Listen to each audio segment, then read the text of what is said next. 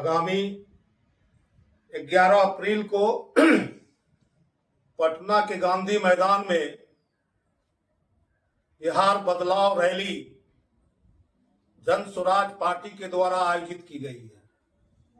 उसी संदर्भ में आज हम आप लोगों को बुलाए हैं और आपके माध्यम से हम जनता तक जो है ये संदेश पहुंचाना चाहते हैं कि हमारी पार्टी के नेता और कार्यकर्ता जो गत 3 वर्षों से लगातार बिहार के बदहाली, बिहार में जो सरकार है उसके जो तंत्र है जो पूरा भ्रष्टम हो गया है, आप तमाम लोग मुझसे बेहतर जानते हैं। और बिहार आज बदलाव के लिए छटपटा रहा है, विकल्प खोज रहा है। ऐसी परिस्थिति में लगातार हमारी पार्टी बनने से पहले से ही जन स्वराज अभियान के माध्यम से गांव-गांव तक, टोले-टोले तक, शहर के हर वार्डों में पहुंच करके इस अभियान को चलाया गया। और आपको पता है 2 अक्टूबर 2024 को हमारी पार्टी की स्थापना हुई। उसके बाद लगातार हम संघर्षों में हैं। हम जनता के सवालों को, आपको पता है हमारा उद्देश्य है, हम चाहते हैं बिहार से जो पलायन होता है उसको खत्म करने की। हम चाहते हैं कि बिहार में जो शिक्षा का नाम पर एक ढोंग चल रहा है उसको खत्म करने के लिए हम विश्व स्तरीय शिक्षा को लाना चाहते हैं। हम स्वास्थ्य के क्षेत्रों में और मां बहनों के लिए उसके जो लघु उद्योग है, कुटीर उद्योग है, उनको हम स्थापित करना चाहते हैं। इन्हीं सवालों पर और सबसे बड़ी बात है कि जो व्यवस्था सड़गल गया है, आज बोराई हुई सरकार है। आप जानते हैं थाना से लेकर ब्लॉक तक, प्रखंड से लेकर पटना के सचिवालय तक, कोई आम आदमी, चाहे कोई भी आदमी, कितना भी सक्षम आदमी हो, बिना भ्रष्ट तरीका को अपनाए हुए उसका काम, उसका फाइल सड़कता नहीं है। इन्हीं सवालों को जब जनता विकल्प खोज रही है तो हम और हमारे साथी, हमारे नेता, हमारे सूत्रधार, हमारे प्रणेता आदरणीय प्रशांत किशोर जी ने आह्वान किया है। और हम लोग 11 अप्रैल को आह्वान करते हैं आपके माध्यम से भी, और अपने संगठन के अंदर भी हम लगातार कार्य कर रहे हैं। जगह जगह पर छोटी बड़ी बैठकें कर रहे हैं। कुछ दिनों में आपको पता चलेगा और महसूस कीजिएगा कि हम ध्वनि विस्तारक यंत्र से भी इस बात को जनता के बीच ले जाएंगे और आह्वान करेंगे। और हम जानते हैं कि आज आने वाले दिनों में जिस तरह से हमारे साथी पूरे बिहार के अंदर काम कर रहे हैं, निश्चित रूप से पटना में 11 तारीख को बोराई हुई सरकार को, भ्रष्ट सरकार को हम धमक दे सकेंगे कि जनता आ चुकी है, जनता बिहार का बदलाव के लिए तैयार है। और इसीलिए इतनी बड़ी रैली उस दिन पटना के अंदर होगा जो कभी ना हुआ था, और भविष्य में क्या होगा इसकी भविष्यवाणी तो मैं नहीं कर सकता, लेकिन मुकम्मल तौर पर कहना चाहता हूं कि पटना के अंदर एक नया इतिहास बनेगा। बिहार बदलाव के लिए तैयार है, क्योंकि बिहार आज छटपटा रहा है अपने रोजगार के लिए, पलायन रोकने के लिए, शिक्षा के लिए, चिकित्सा के लिए, रोजगार के लिए, खेत को समुचित विकास के लिए, किसान के लिए, खेत मजदूर के लिए, तमाम लोगों के अंदर एक तड़प है। आप जानते हैं 35 साल से और उसके पहले जो सरकार थी, 35 साल पहले बिहार की जनता में एक बदलाव किया, बहुत ही आशा और उम्मीद के साथ। 15 साल तक क्या हुआ उसके बारे में हमारे नेता बोलते हैं, निश्चित रूप से कुछ हुआ। फिर जो सिस्टम बना, उससे जो घुटन महसूस किया, उससे जो उत्पीड़न हुआ, उसको भी बदलने का काम बिहार की जनता ने किया। 10 साल तक, 7-8 साल तक व्यवस्था लगा, बिहार की जनता को लगा कि हमें मुकम्मिल स्थान मिल गया है, मुकम्मिल जगह मिल गया है, लेकिन आज हालात ये है कि बिहार के अंदर भ्रष्ट नौकरशाहों का राज चलता है। आप तो जानते हैं, चार भ्रष्ट पदाधिकारी जो रिटायर्ड हो चुके हैं वो पूरा बिहार चला रहा है। कहने के लिए मंत्री संतरी जंत्री बहुत सारे हैं, लेकिन सच्चाई है कि भ्रष्ट नौकरशाह पूरे बिहार को चला रहा है। और इसीलिए बिहार की जनता तड़प रही है। लोग मार खा करके थाना जाते हैं, बिना पैसा दिए FIR लॉन्च नहीं होता, बिना पैसा दिए हुए इंजरी रिपोर्ट नहीं जाता, बिना पैसा दिए हुए दाखिल खारिज नहीं होता, बिना पैसा दिए हुए विद्यार्थियों का जो है निवास प्रमाण पत्र, जाति प्रमाण पत्र, आर्थिक प्रमाण पत्र कुछ भी नहीं बनता। इसलिए हम आह्वान करते हैं बिहार वासियों से, रुपौली वासियों से, पूर्णिया वासियों से, आपके माध्यम से आइए, चलिए पटना चलिए, गांधी मैदान चलिए, बता दें कि बिहार के हर एक टोले से आवाज आ चुका है कि बिहार बदलेगा, बदलेगा बिहार, बदलेगा बिहार। आरजेडी पे आरोप लगता है कि जंगल राज है, वो कानून व्यवस्था को सही से नहीं रख सकते हैं। भाजपा पे भी आरोप लगता है कि वो कानून व्यवस्था को सही नहीं कर पाए हैं। अब सरकार जो पार्टियां हैं वो दावे करती है, लेकिन आपकी पार्टी किस प्रकार से बिहार में जो है कि सुशासन की राह दिलाएगी, या फिर कह लें कि लोगों को, जो आम जनता को, जैसे आपने कहा कि कोर्ट में, कचहरी में, ब्लॉक में स्टूडेंट को पैसा लगता है, आपकी पार्टी के आने से किस प्रकार से लोगों को आश्वस्त करेंगे कि उनको इन तमाम चीजों से छुटकारा मिलेगा? धन्यवाद आपको, आपने बहुत अच्छा प्रश्न किया है। प्रश्न का उत्तर देने के पूर्व मैं तमाम मीडिया कर्मी का हार्दिक अभिनंदन करते हुए और ईद के समापन, साथ ही साथ चैत्र नवरात्रा के शुभारंभ पर सबको शुभकामना देते हुए मैं आपके प्रश्नों का उत्तर दे रहा हूं कि आपने प्रश्न पूछा कि आरजेडी को जंगल राज, भाजपा को निकम्मी सरकार, ABCD जो भी हो, हमारी सरकार कैसे इस काम को संपन्न करेगी या जनता को साधन जुटाने में सक्षम होगी, मैं इस पर बताना चाहता हूं मेरे मित्रों कि हमारी सरकार के जो सूत्रधार है प्रशांत किशोर जी ने 5 सूत्रीय नियमों को उन्होंने लागू किया है, जो बिहार में अभी ये समस्या बदहाली की स्थिति में लिए खड़ी है। यहाँ सबसे पहला समस्या क्या है? पलायनवाद।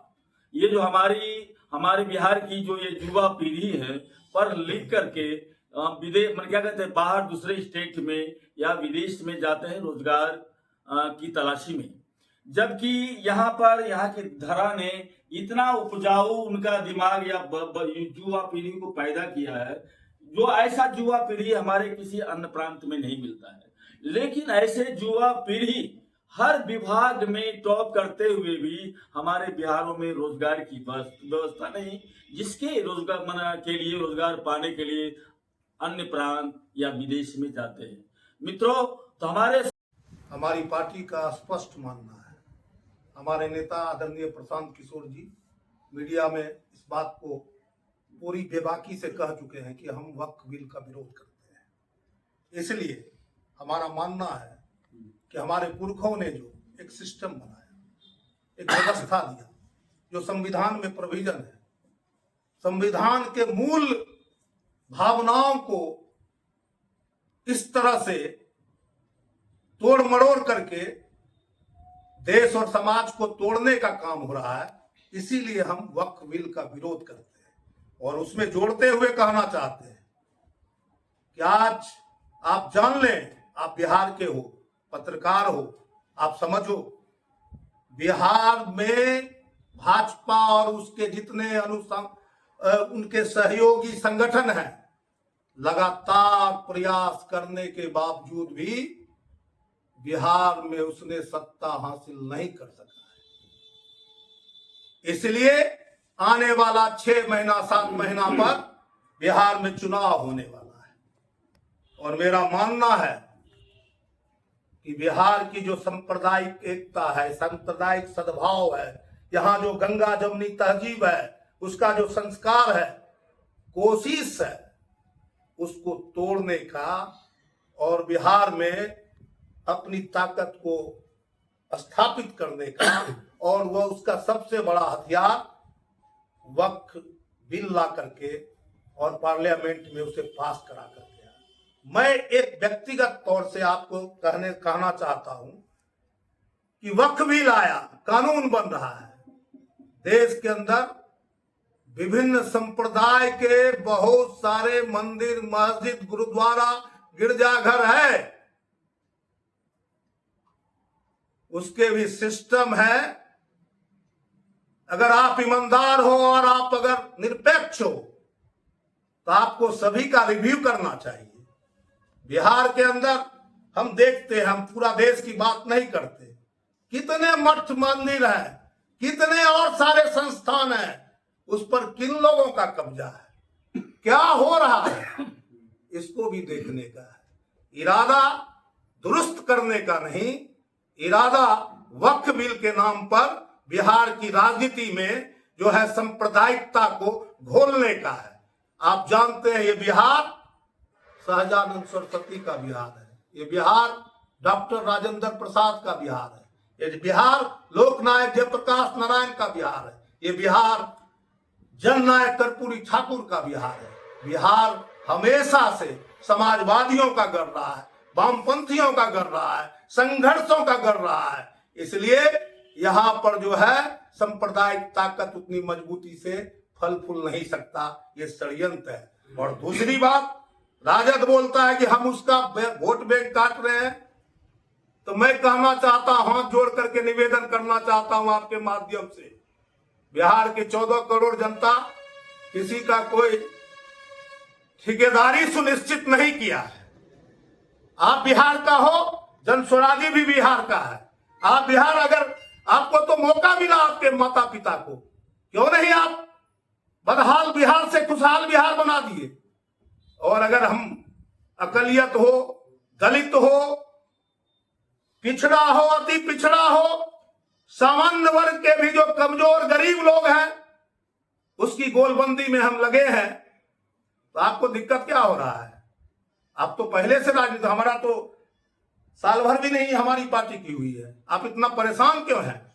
इसलिए परेशान है, हम वोट नहीं काट रहे हैं, हमारा सारा वोट है, हम व्यवस्था बदलने चले हैं। आपने बोला, पूछा, आपका सरकार नहीं, व्यवस्था, सिस्टम बदलूंगा।